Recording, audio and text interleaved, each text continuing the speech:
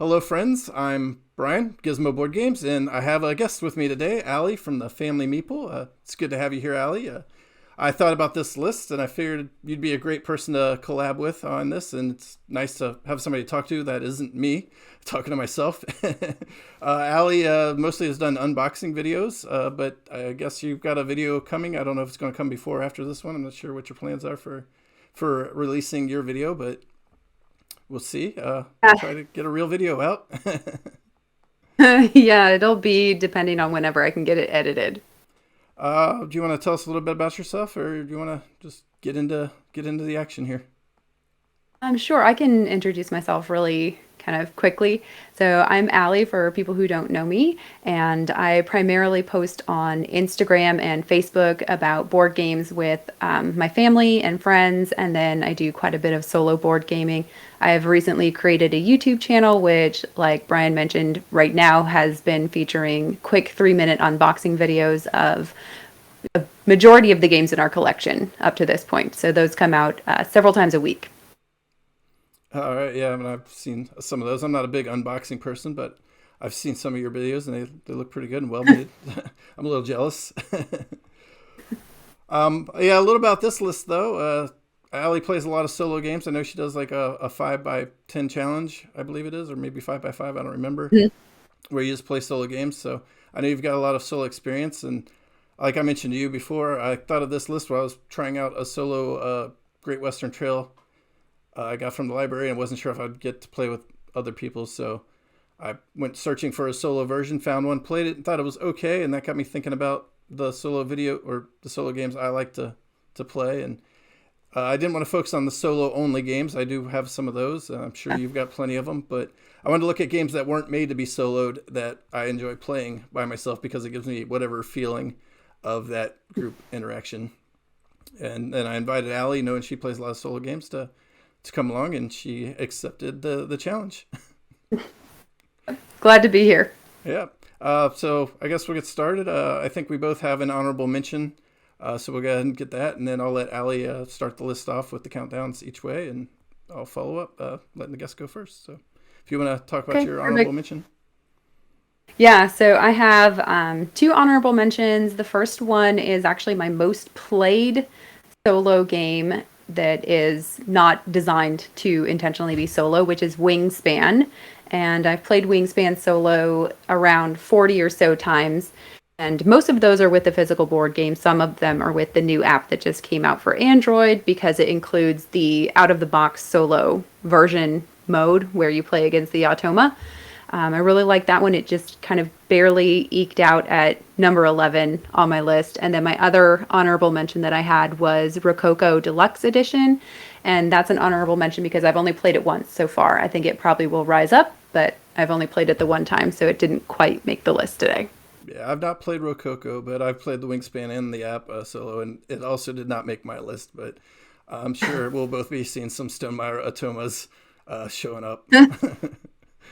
Yeah, I'm curious to see if we have any crossovers there. Yeah, I'm curious too. I think maybe we have one. I don't really know though. It's hard to say. For my honorable mention slash honorable mentions, there's similar game styles, kind of lumped together. The Terra Mystica solo expansion that I just got and I've only played a couple times myself, so a few more plays and get more familiar with the game in general probably will help that one rise up. And then the solo version of Clans of Caledonia is a similar game style that I kind of enjoyed the solo, but it's kind of a chase points, and I personally don't like chasing points. I like to have like Atoma to play against and feel like I Mhm. won. So that's our honorable mentions, I guess. Do you want to get into number 10? Perfect. So my number 10 is actually a flip and write game, which is the only one of that type on the list and probably I think is the lightest one on my list. And it is Welcome to the Moon, which is the newest game in the Welcome to series. The original Welcome to is actually my most played game of all time. I've played it well over 100 times between my physical version and on Board Game Arena. It's one of my favorites to play with my mom on weekends when we have time together, but I don't actually play that one solo because it's so easy to get out with Board Game Arena, whether it's with my family or friends or just with strangers, that I really don't play that one solo. But I was very interested when Welcome to the Moon came out, and it is a campaign game. So it has 8 different boards that you can play through, and it has like a little campaign book that you read through the scenarios, and then you make a decision one way or the other, and it'll tell you which of the goal cards to use for that scenario, and then it gives you specific paths depending on whether you beat the Astra AI opponent or not. And so you earn stars throughout the campaign, and you're trying to earn more stars than the Astra player. And it was super fun. I played through the campaign once so far, so it's 8 games, and then I played solo a couple of just, kind of off the cuff times as well. And you can play multiple campaigns, and it'll start adding some more new materials and content. So I'm super looking forward to that. So that's my number 10, Welcome to the Moon. I haven't played any of the Welcome Twos, so I guess I have one to look forward to. At least, would you recommend starting with that or starting with one of the older ones? Um, Welcome to is probably the easiest to get started with. And like I said, it's on Board Game Arena, so it's really easy to pick up and get going on. But Welcome to the Moon is not any more difficult than the original one, and you could easily start there. The first scenario in particular is like very straightforward and simple to get going with, and then they kind of progress from there. So, Oh, cool. either one. All right. Well, my number 10 is actually a Stonemaier game, but doesn't have the Atoma, and it also is a blank and blank. It's going to be Rolling Realms, which is a roll and write game. I like the mini golf version of it, where he lays out just play these realms and try to beat this score, and basically you're trying to make par based on the hole and the realms at play and how you do. And if you do bad enough, you replay the hole up to 5 times, I think it is. And after 18 holes, you're adding up your score and seeing how you did overall. And I'm still working my way through 18 holes, but it's fun to pull out and kind of roll and write against myself when I have nobody else to play with, a game that is literally infinitely expandable. Yeah, I have that one as well, and I've played through most of the 18 holes. I think I have 2 or 3 left to go. It's super fun. I really like that one as well. Number 9 is going to be representing the second Stonemaier game on the list, and for me, it is Red Rising, which I know some of our pals over in the Discord do not like Red Rising, but I love Red Rising, particularly as a solo game. And I know a lot of people kind of complain at the higher player counts that, you either don't cycle through the cards enough, or you cycle through them too fast, or there's too many people. But with the solo game in particular, it's so much just about the hand management, and you pull that first hand of 5 cards and you look at it and say, okay, what do I think I'm going to do with this? And then by the time you get to the end, you could have none of the cards you started with, or you could have all 5 of them still. And I just love the challenge in the solo of what card is that Atoma going to take out of the display, because you'll play out into, say, like the one that has the D column on it, so that like that's the least likely for the Atoma to take, and you don't want them to take it, and that's always the one that they take. And really like in the solo that the Atoma, because they play 2 times for every 1 time that you play, they're both taking things away and adding things, but they're also very quickly moving towards those end game triggers. And so you don't have a lot of time to like really mess around and try to find the perfect hand, and you have to try to optimize your cards as quickly as possible and try to get that hand size up. And I know people kind of, when they first look at it, they think, oh, well, if you get over 7 cards in your hand, you're losing points for it. But most of the cards, if you're going to earn at least 15 points off of it. So the bigger the hand, the better. And yeah, it's really fun. I like playing that one solo quite a bit. Yeah, and Stonemaier Atoma really has a way of doing just what you said, where like I don't want them to do that, and that's the thing they do. So, and I don't know if you've seen my review recently of Red Rising, but I do really enjoy the solo game, and not so much the multiplayer game. So I've only played the multiplayer once, and it was on Tabletop Simulator before it actually was released, or Tabletopia, I think. It was a full 6-player game. And I actually really liked it, so I would like to try it with some additional multiplayer counts, but I love the solo. yeah. All right, so my number 9 is Clank, the solo companion app. I really like Clank, the deck building game, drawing cards, playing them out, moving through the dungeon, and trying to collect, the artifacts and avoiding clanking too much so the dragon comes and gets you. It's a real fun group game. That's what it was made for. But a solo companion app came out to give you kind of quest lines to follow. And if you fail them, you're going to add more clank or more threat or create the dragon to come out more often or whatever the case is. And it's kind of a race against yourself. Been a push your luck game, and the app just adds that for you in a solo companion. I've beaten it when I've played it a lot, but it's still fun to play. It might be maybe a little easier, or maybe I've just gotten lucky, but I really enjoy being able to play Clank by myself when I don't have people over to play it. So that's my number 9. That companion app is from Direwolf, right? It is now. It was originally from Yeah. something else, but yeah, it's transferred to Direwolf. Okay. I haven't played Clank, but I've debated it in the past. It's Haven't really picked enjoyable. it up. Cool. All right, so my number 8 is Fantastic Factories, which was released by Deepwater Games, and I actually won the original base game like right before the Kickstarter for the expansions came out. And so I knew that I had this game coming in the mail, but it hadn't delivered yet. And so I held off and didn't get the expansions because I was like, well, maybe I won't even like the game. And then I'm spending money on a Kickstarter for expansions for a game I don't even like. But it really rose in my favorites for solo games. It's very, very quick to play. It is very challenging, but the AI, which is called the machine, is very easy to run. It's a little bit tricky because the AI runs off of dice rolls, so you can get super unlucky. Mm-hmm. But I also like that it pushes you kind of in the same way that like Red Rising does, that you can't waste your time. Like, you can't spend a bunch of turns trying to build the perfect engine out. You really have to optimize from what you have available at the time, because if you keep running out until you get 10 cards or 12 goods and trigger the end, the machine has just been raking in goods every round from the dice rolls. And so I don't know if you've played Fantastic Factories before, but it's a tableau building and dice placement game. So you're building cards into a tableau in front of you, and the goal is to get 10 buildings or 10 cards in front of you, or manufacture 12 goods.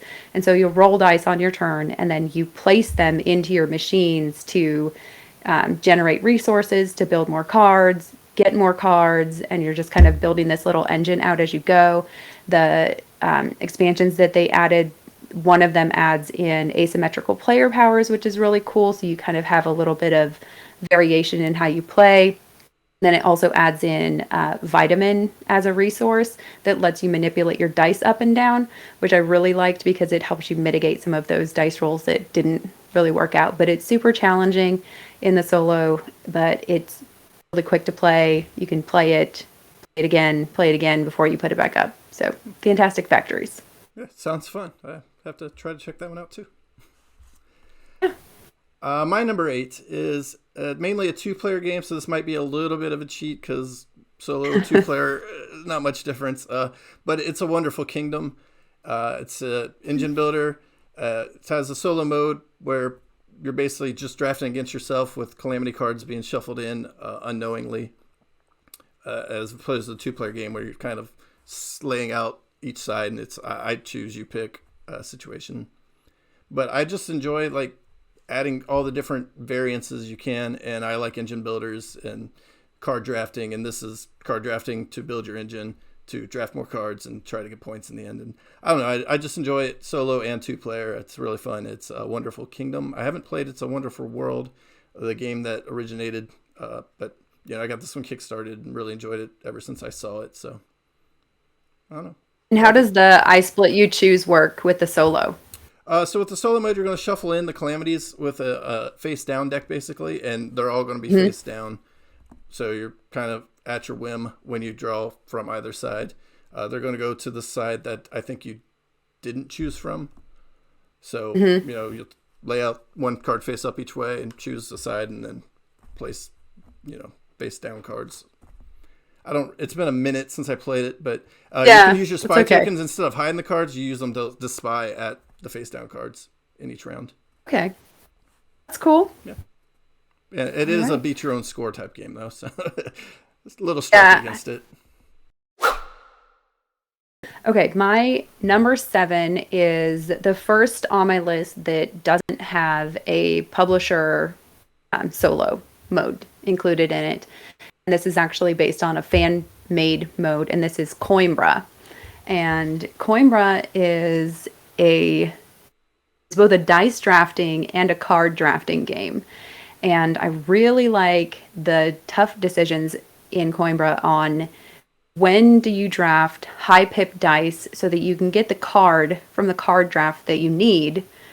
You're going to pay more for the more pips that you have. So if you use a 5, then you have to pay 5 resources of either coins or I think they're guards as resources. If you play the 5, you're probably going to get the card that you need, but it just makes that card more expensive. And so then maybe you can't afford a card lower down in the order because you're moving down through like 4 different sections of the city. And then there's a track that you can move around to different monasteries and place tokens out to bump yourself up on the scoring tracks or the resource tracks, or you can get resources immediately or score points for different conditions that you've met, or potentially score end game points. And there's just so many things going on in Coimbra that I really enjoy, and I'm sure that I would love it multiplayer. But with the solo, you can just sit there and like AP all day because nobody's waiting on you to like make a decision about which card are you going to take already. You can just sit there and think about what card am I going to take.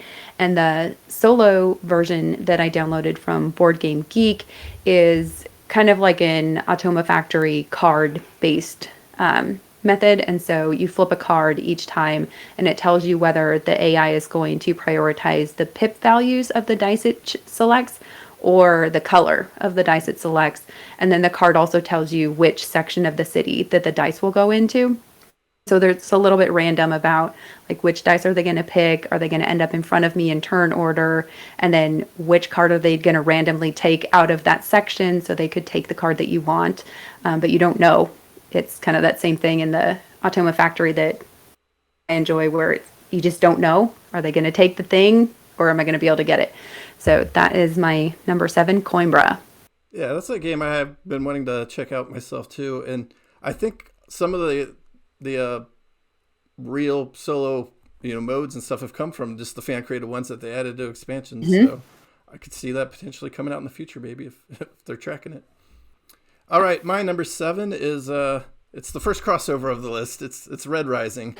I really enjoy playing it solo for a lot of the reasons you said, and you just mentioned just being able to AP on your own. Like nobody's going to bother you if you're playing solo. Taking the time to read all the cards and come up with the best play for yourself. And the Atoma always doing exactly what you don't need them to do. I'm just going to put this card here. I'll get it next turn. That's where it's going to go. And then immediately there went my card. But the game's really enjoyable by myself, or maybe, like I said in my review, in a small group I haven't played with. I played with 5 or 6 when I played in the group, and then a bunch of times solo. I really enjoy the solo puzzle of Red Rising. Cool. All right. My number 6 is the Grand Carnival from Uproarious Games and Fowers Games.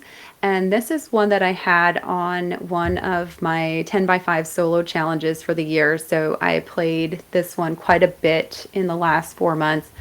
It is a tile placement game, which I really generally enjoy anyway. So it has regular square tiles, and then it also has polyomino shaped tiles.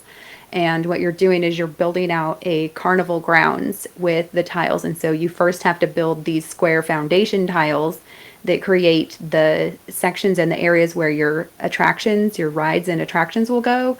And then you also have to build out so that you have a path for all of your guests to come into the carnival, stop at all of the rides, and eventually hopefully make it to the big top tent at the top of your board.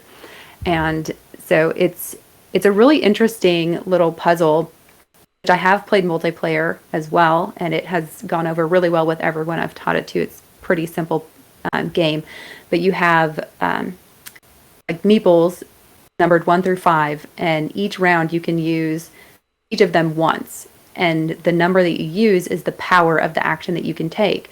So if you use a 5 meeple to move the characters into your carnival, you can move them up to 5 spaces into your carnival. But if you use the 1, you can only move it once. And so it also correlates to how big of an attraction can you build with that action that you're taking. So it's like action selection, and then you're picking the tiles and laying them all out and puzzling out where everything's going to go.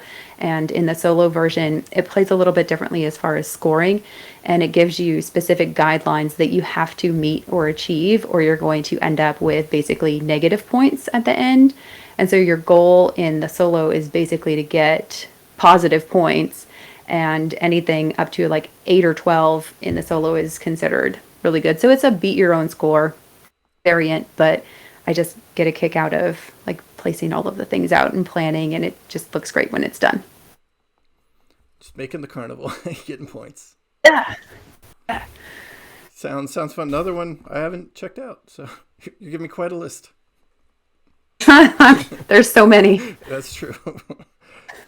All right, my number 6 is the networks. It's a little, you're building up a show, basically, or a series of shows in the prime time, drafting actors and shows for each time slot, and ads to help you earn money to pay for the shows and the actors.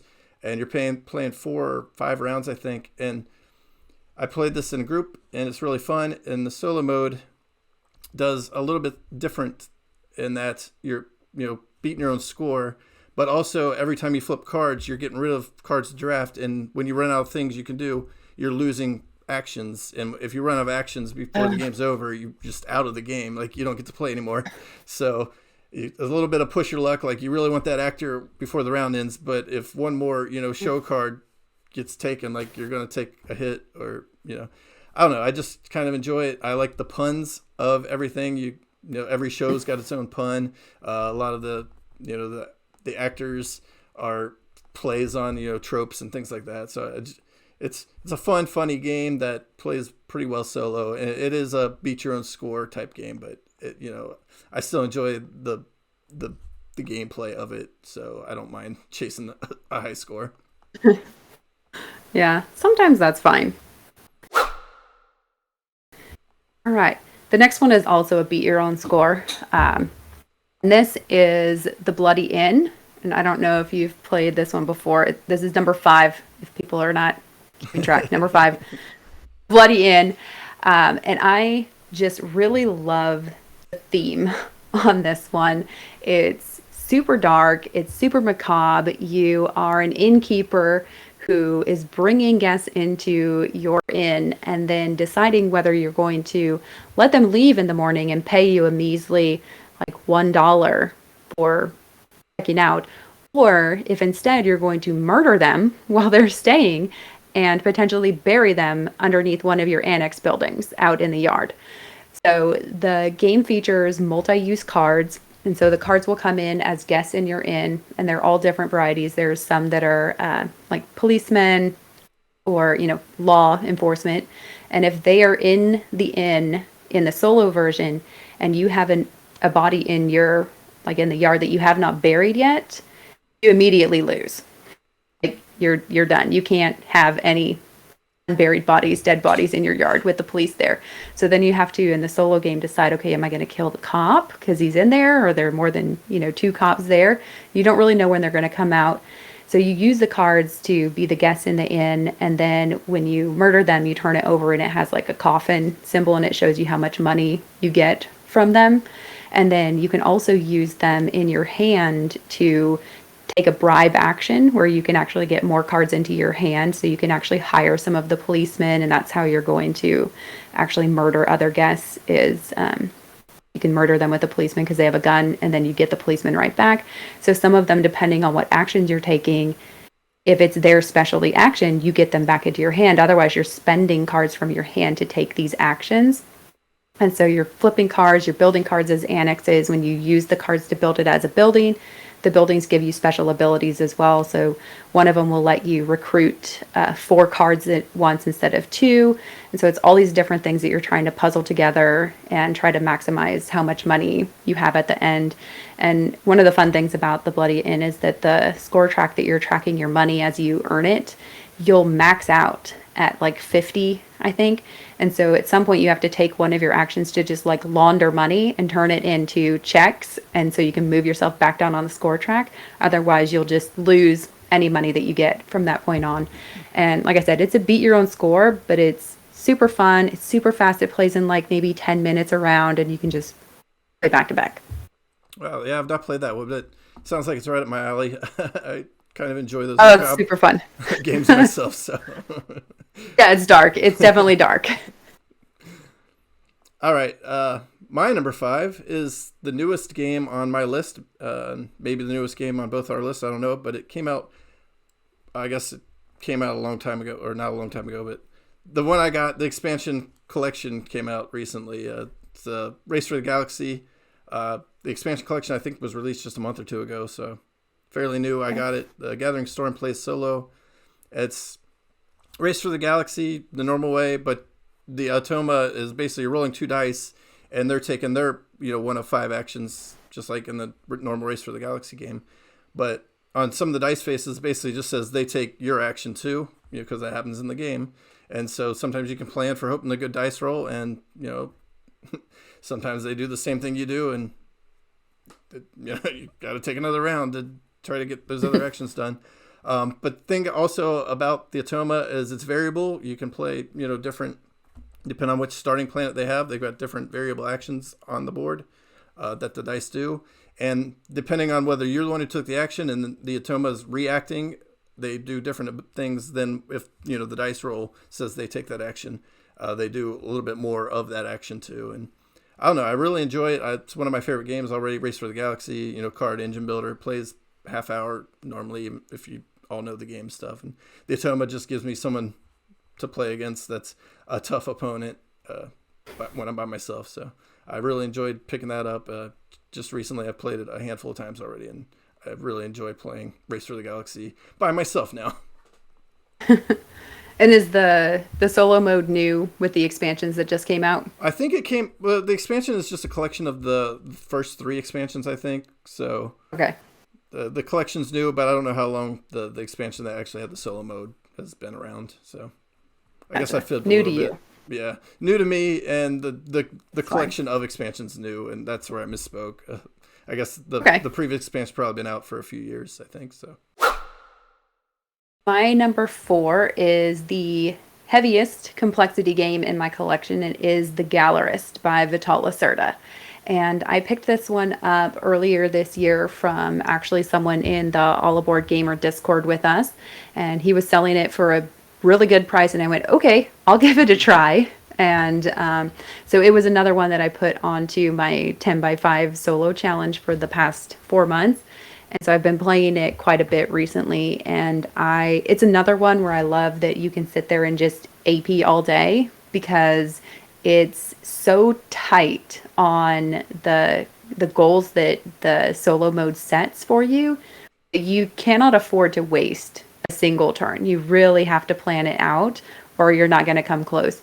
And the solo mode it's kind of like a beat your own score. It has 3 different levels of difficulty that give you specific kind of milestones that you have to meet to consider it to be a win. And the first one is like you have to make one of the objectives on your objective cards, and you have to earn a certain amount of dollars by the end, and you have to, like, I think, have 1 masterpiece, or it has these different criteria. And I beat that one once and moved on to the intermediate, and I haven't beat that one yet.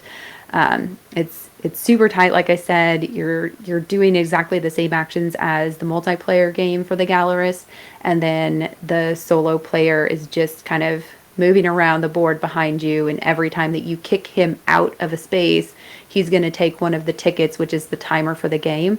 And so the more you kick him out, the faster you speed up the game and the fewer actions and turns that you have. It's really fun. It gives me a really nice, just kind of thinky puzzle to work through, and I always feel good about it, even if I didn't meet the objectives. At the end, you just kind of look at what's in front of you and you're like, I actually did quite a bit in this small amount of time with this game. So that's my number 4, The Gallerist. Yeah, I think the thinky puzzle aspect is what we enjoy about solo games in general, is just sitting down and thinking out a puzzle. Yep. My number 4 is similar to my number 5. It's Terraforming Mars Ares Expedition. It's another game where you've got limited actions and you're rotating through them. And the solo version is basically taking that deck of action cards and flipping them through. So you know what's coming in each round. You get 5 rounds of those 5 actions. You just don't know what order they're coming out in, at least till the last couple cards you can kind of plan for. But you're by yourself trying to raise the oxygen level, raise the temperature level, and create the 9 oceans. It's an engine builder card, not really drafting, but card playing, and cards are the resource too. At times you got to sell them back to get more money to do the things you want to do. It's just all the things I kind of enjoy in gaming is engine building, creating a thing. And I have not won solo at Terraforming Mars Ares Expedition yet. I've not even, I think, been super close. I think once I was kind of close, like if I could add one more round I might have been able to do it. But yeah, it's a real challenge, but it's still just fun to try my best to terraform Mars and see which different way I try to do it, whether I'm focused on the green cards or the blue cards or the red cards. Or Right. So number 3. Now the last 3 on my list are, if you ask me what my favorite games are, these are them. If I play, most of the games that I play solo are going to be the heavier games in my collection and the games that are more of my favorite. So spoiler alert, these are my favorite games. Number 3 is The Magnificent, which I see is on your shelf right behind you there. And I don't know if you've played it yet. Playing it or getting it. Yeah. I know the pressure's on now. If you don't like it, a good deal, it's all my fault. Yeah. So I have played it. The Magnificent. You have? Okay, good. Yeah, The Magnificent, I think part of it again is like kind of with The Magnificent or with the Bloody Inn. It's the theme and the aesthetic. I love that like really dark kind of carnival theme. See the Grand Carnival too on there. I don't know. Apparently it's a theme I like. But I love the dark aesthetic of the board. I know a lot of people don't like it. I love the bright pops of like neon colors of the dice. And just, again, it's one of those games that's super puzzly and super AP prone, particularly if you're playing solo, because you're trying to min-max every single turn, because in the solo, you're just playing it by yourself. And it's a beat your own score to an extent. They have a goal where it says you should be able to get to 200 points, which I'm not convinced is possible with the base I have game. Not come close. So, no, and I mean, if you look at like the BGG threads, there's most people are like, I'm not even close. I'm like, well, 150. So for myself personally, because that's basically a beat your own score, I just kind of set my own threshold and said, for me, 180 with the base game, I would consider to be a win for it. And then I also have the... No, I haven't either with the base game. I've come like in the 160s, 170s, but I have added the expansion, the Magnificent Snow, to it, and it adds basically another action or another turn within each round. So you have like 5 actions. Okay, yeah. And so I played to 200 when I have the expansion in, and I have beaten it once 200 with the expansion. But I just love the polyomino puzzle over on your tent configurations. Like, how do I fill in this whole board? But I also want to get the specific tents that allow me to put on the shows that I've collected on my posters. And how do I maximize so I can get as many of these shows put on and earn the most income? How do I not overextend by taking the high value dice and then not being able to pay for them? Or, is it worth it to not pay for them and just lose points in the first round? Maybe it is, as you get up into like round 2 and 3 and you're losing 2 or 3 points per dollar that you don't have. Like, it might not be worth it then. But it's just so tight and it's so crisp, like trying to decide when you're going to do all of those actions and planning it all out. I really find that puzzle to be engaging, and I have a great time every time I pull it out. Yeah, I enjoyed it. It's not on my list, but I've only played it a couple times. It's really tight. I think you get 12 total actions in the game. Like, yeah, it's super tight. So I'm looking forward to playing 12. Yeah, 12 actions total to try and make somehow 200 points. Yeah. So I'm looking forward to trying it with people too at some point. Yeah. Yeah. All right, and like you said, we're getting down to obviously we're going to play the games we really enjoy a lot more, and if they've got a solo version, we're probably playing that too. So, two of these three are also like my favorite games. One of them's just kind of dark horse though.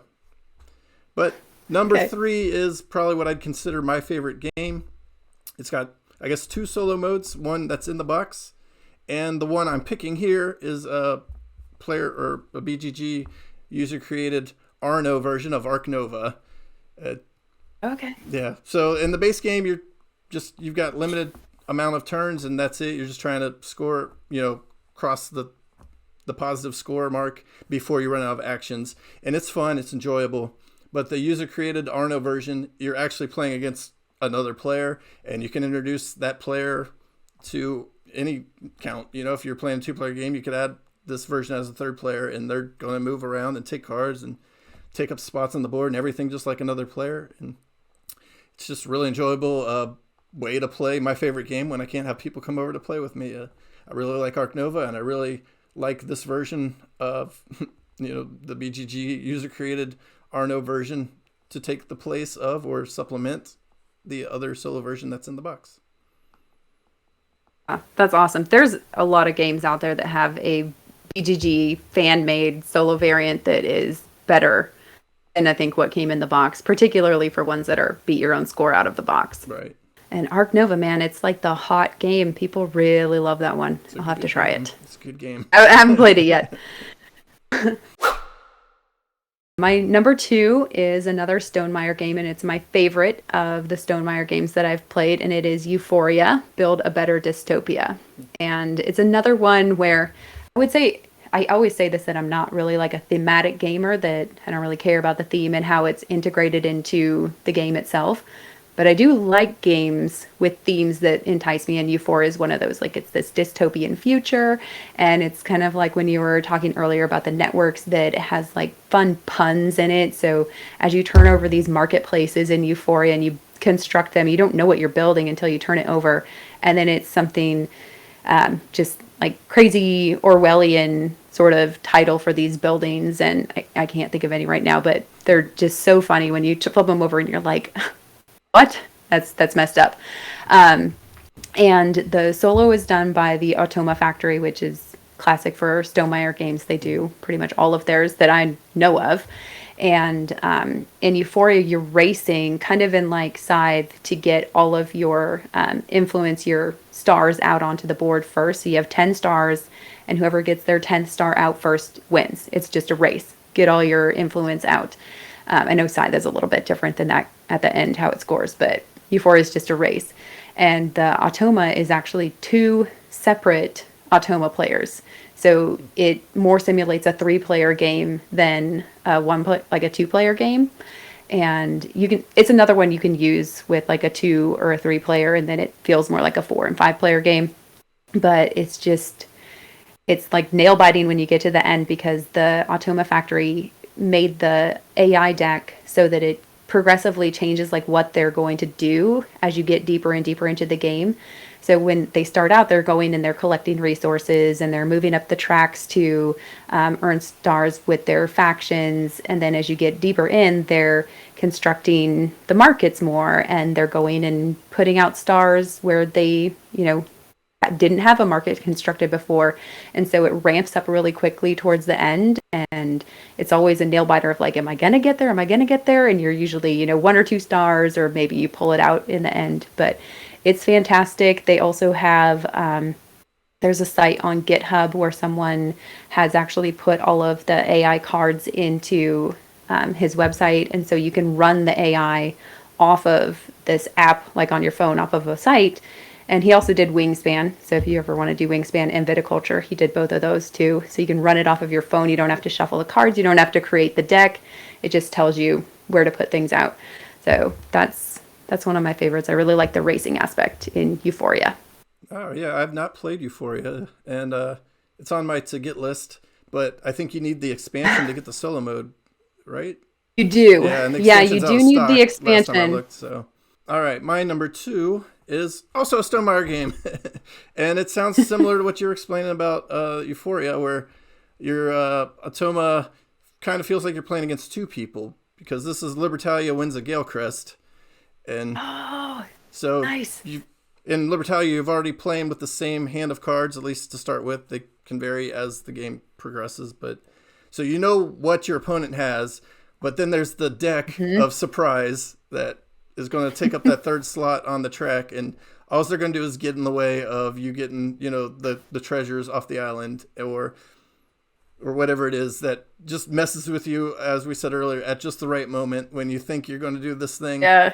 Because you've got the highest number because you can see what the Atoma's deck is left, what their hand is, what they've got left to play, and then, you get that, I forget what they're called, but the hidden guy just now he's Pilferer. Yeah, the pilferer has the highest number. Yeah. And now he's going to take the treasure you thought you were getting, and yeah, it always seems to come out at the wrong time, exactly what you don't need. And I just really enjoy it. Yeah. This is the one dark horse that isn't what I'd consider one of my favorite games, but I really like this solo mode just because it feels like you're playing against two other people, and every decision, affects kind of how the Atoma is going to play, and then just the random third card even creeps into that even more. So I really enjoy playing this one in a group. It's fun. Solo is really fun. Oh yeah, that one was on my 10 by 5 also. So I've been playing that one recently. It is definitely fun. It was like on my short list where I was like, I don't know, do I put it on there? I don't know. I guess not.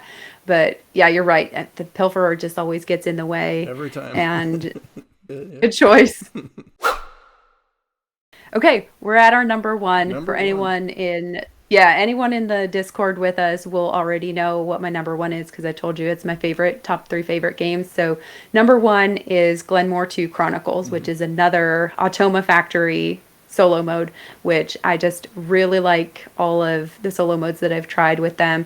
They do a great job of simulating, like you said, a 2-player game, a 3-player game, whatever it is for the underlying game. But Glenmore 2 is a tile placement game, and it's a little bit of, it kind of has that tableau building feel, because as you place tiles out into your clan territory, you activate every tile that's around it that was already there. So you activate the tile you're placing and everything around it. So as the game goes on, you can get these turns where if you're using those overbuild tiles that they have in where you can place it on top, you can potentially activate 9 tiles in your territory at once. And the Automa Factory design works with all but one of the modules that makes up what is the Chronicles part of Glenmore 2. And so you can play with all of the different modules and mix and match different kind of aspects of the game. And the Automa runs really smoothly. You flip over a card, it tells you which tile they're going to take from the rondel. And inevitably, it's always the one you didn't want them to take. As with every game that the Automa Factory designs, it's always that one tile where you're like, don't take that, don't take that, don't take that. But you're also, because you're simulating a 2-player game, you're playing with the dice too. And so in between, your turn and the Automa's turn, or, whenever, because you actually are playing based on who's in the back, the dice is going to roll and it will also take out the tiles that you want. And so the Automa is going down the clan board and aces that you wanted. So you have to really plan out, how fast do I need to go over onto that clan board, and do I spend the money to go down really far on there and grab this tile right away so that I can make sure I have it. How long do I think it's going to be before they get down there? And so they're just kind of collecting tiles, and they collect a lot of trade tiles, and they'll turn in resources for points on basically every single one of their trade tiles. And then they compete with you in the same way that in the base game you compete after each stack runs out for who has the most whiskey, who has the most historic people, who has the most landscape cards. And then at the end, they also count towards the largest clan space, so they can lose points, or you can lose points depending on how many tiles you've both collected. So at the end, you're always kind of counting their stack, like how many do they have? Can I get any more in here? But it's really tight. They have 5 levels of difficulty that they included with the solo mode. So you can start out really easy and kind of work your way up.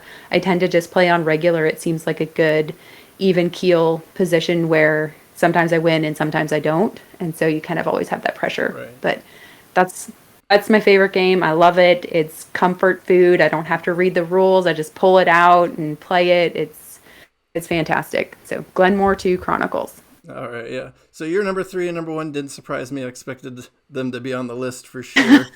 Um, and anybody who knows me in my game group probably wouldn't be surprised by my number 3 or my number 1 at this point either. But you might be surprised by my number 1. It's going to be Concordia Solitaria. I really like Concordia. I've called it my favorite game for as long as I've considered myself a board game hobbyist. So since 2017, 2018. I really enjoy it. It's really hard to get to the table though because it is really Euro and kind of heavy, and it's hard to introduce. So I never got to play it much. But then the Solitaria came out, and now I can play it whenever. And I just like the solitaire mode because everything you do is going to dictate what your opponent's going to do. So it's you're making their choices too, and like I need to do this, but they're going to take a card, and they're probably going to take the card that I want to take on the next turn. But in order to get to that point, I've got to let them take a card and hope for the best, and then you just roll the dice, and that's going to dictate the card or where they build on the board or what resources they're generating or whatever the case is. Your actions dictate their action every single time, and so it's that thinky puzzle again of I want to do this and this, but that means they're going to do that, and now I might not have my next move in hand, and it's all my fault because I let them do it. I just really enjoy it. I love the game Concordia, and I love that I can play it solo now, and the way the solo version works. As soon as I saw it and heard about it, I was like, wow, that's great. It's not just random flipping the Toma cards or rolling dice and seeing what happens. It's your choices drive their choices, and that's crazy, and I just love that aspect of a solo game. That's cool. I have not played that one. I've heard good things about it, so I'll have to try that one at some point. Yeah, it's I love it. It makes my favorite, or what's been my favorite game. I don't know if Ark Nova's now my favorite game, but a game I've enjoyed for a long time. It makes it playable at any time for me. So, all right, well, it's been a pleasure having somebody to bounce thoughts off of a little bit and talk to, and not talk to myself. Might have to do it again sometime.